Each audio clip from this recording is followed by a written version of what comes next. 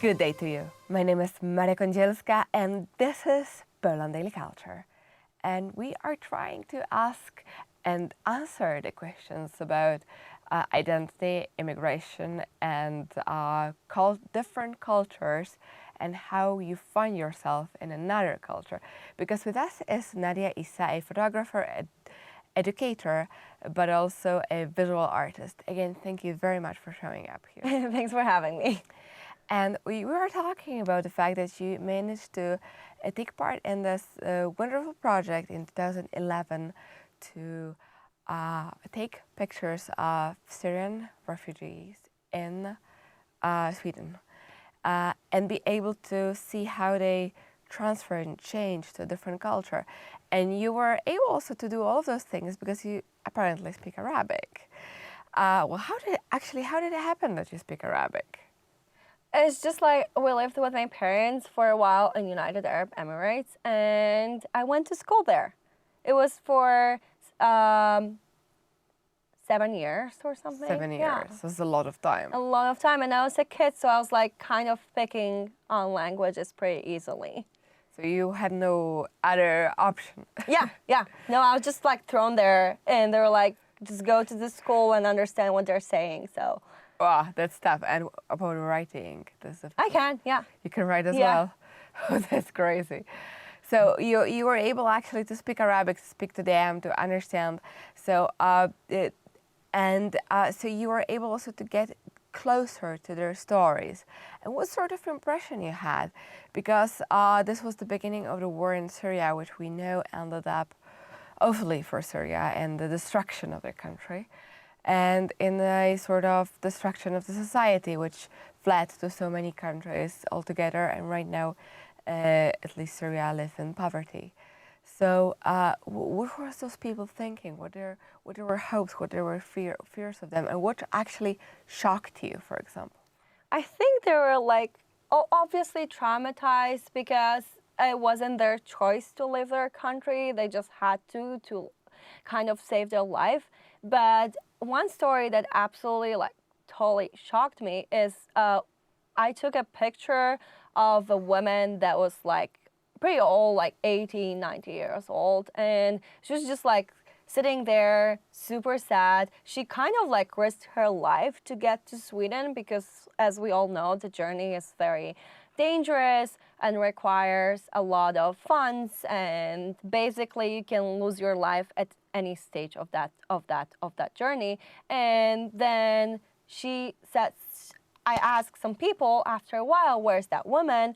And they were just like, she got back to Syria, knowing that probably she's gonna be killed there for a flooding from the country because she just couldn't adjust to the new cultural circumstances. She didn't understand the country, the customs. So this made me even think more about how knowing your identity and preserving your identity is an integral part of like your mental well-being. So this exactly. is the story. That's crazy. Yeah. Such a risk, all of this, managed to escape, which was a dream of many. Yes. And probably put most of her life saving to do it, and then came back.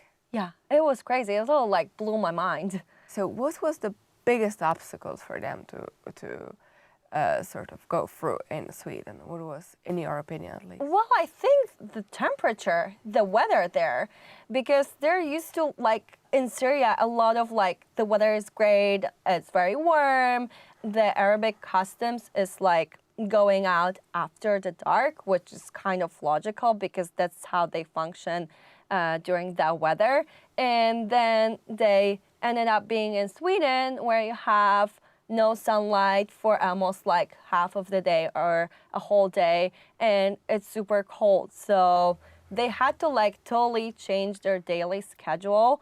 And I remember that they would be like, oh, let's go for a dinner, 10 p.m., and then they would be like super surprised. Oh my God, it's dark, it's cold, it's not gonna work. So I think this was one of the major issues. And also language barrier, because most of them, or maybe many of them, spoke English, but not Swedish. So it was very hard for them to communicate. And also like the fact that although when I visited the refugee camps, I couldn't say anything bad about them. They had like really, really good standards. But I think still in Arabic culture, there's like this pride of owning a house, of inviting guests and showing everything that you have and giving everything that you have for the guest. So for me, like visiting one house and the other at the refugee camp, I was like overwhelmed with the amount of food that they were offering, with the amount of drinks, because every single house that I went to, they wanted to like give me a whole service, which is like a lunch, dinner, coffee, sweets.